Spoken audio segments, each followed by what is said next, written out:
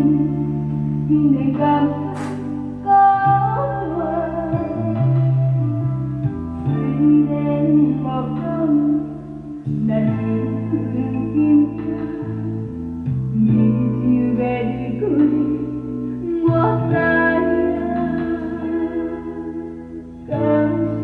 xin vô chồng em cũng trong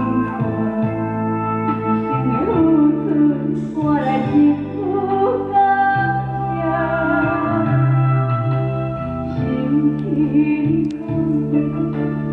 dòng hoa cẩm xin qua đàn chim bé vui cười ngót tay khi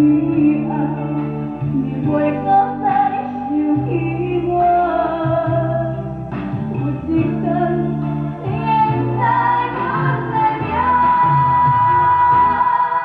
ngoài trong hoa cẩm xin qua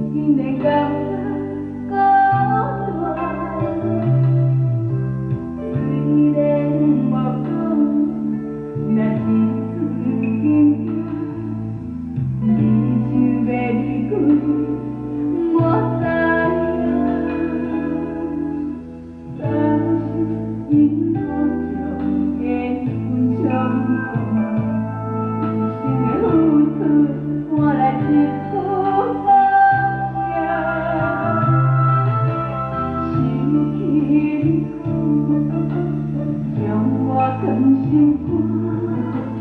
đàn chim bé vui cười